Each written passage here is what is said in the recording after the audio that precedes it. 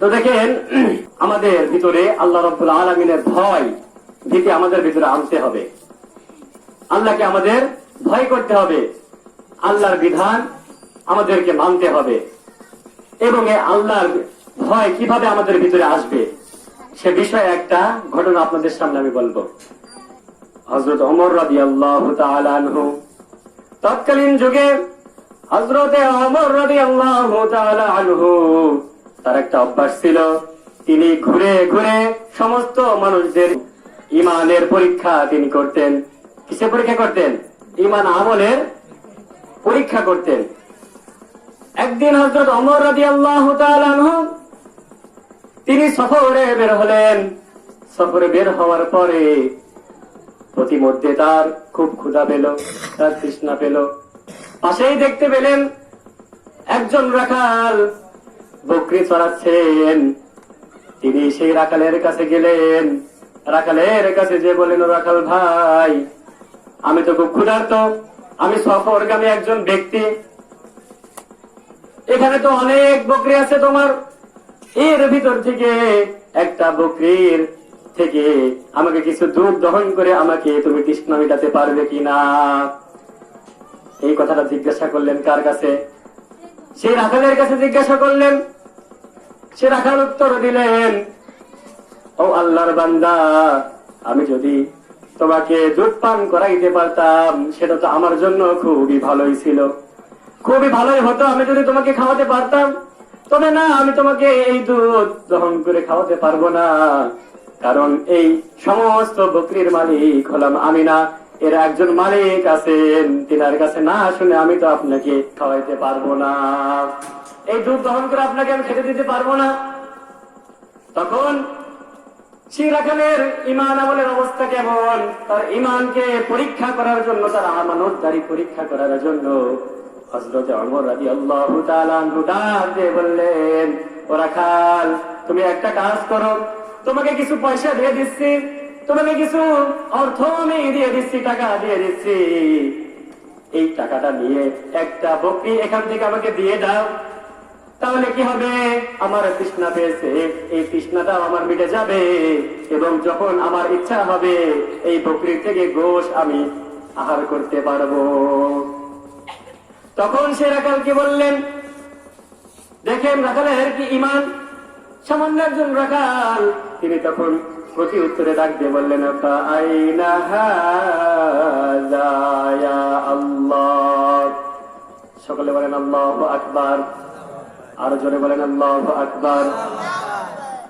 সে রাখাল ডাক দিয়ে বললেন, আমি যদি আপনাকে এখান থেকে একটা বকরি আমি যদি দিয়ে দেই, তাহলে পৃথিবীর ভিতরে কেউ না দেখতে পারে, একজন দেখবেন, তিনি হলেন আল্লাহ।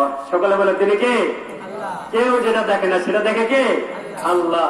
রাতের গভীরে আপনি যে কোনো একটা কাজ করছেন, সেটা কেউ দেখছে না, একজন দেখছেন, তিনি কে বলেন তো? আল্লাহ। তখন সে ব্যক্তি বলছেন, সে রাখাল, তাহলে আল্লাহ কোথায়? আল্লাহ তো দেখবেন, তার চোখ আপনি কিভাবে ফাঁকি দিবেন? তখন সেই ওমর রাদিয়াল্লাহু তাআলা আনহু তখন এখানে কি আর তার ঈমানের পরীক্ষা আর কি নিতে হয়?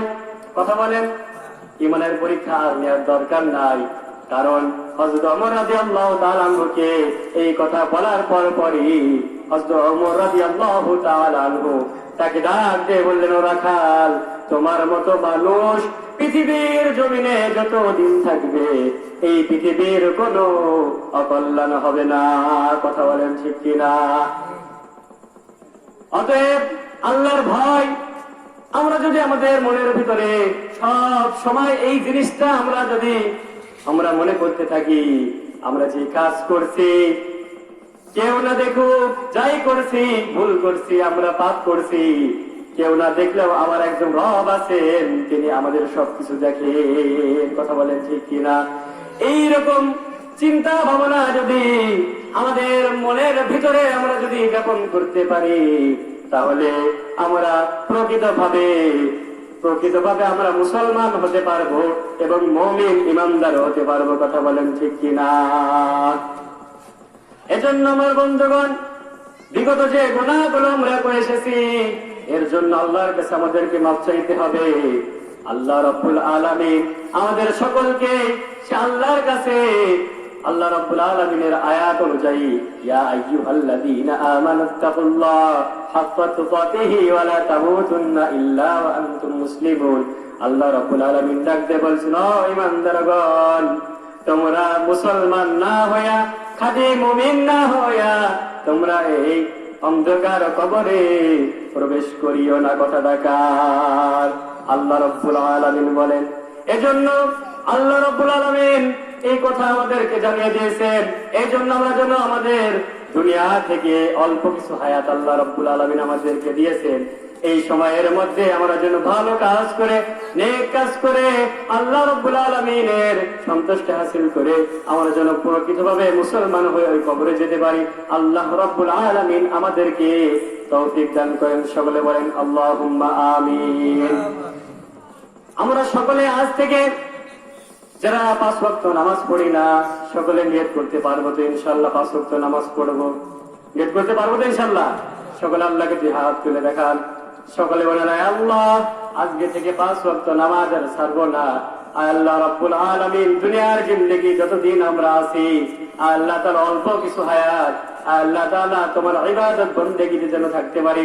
আল্লাহ রাব্বুল আলামিন আমাদের সকলকে তুমি কবুল করেন। সকলে বলেন আল্লাহুম্মা আমিন।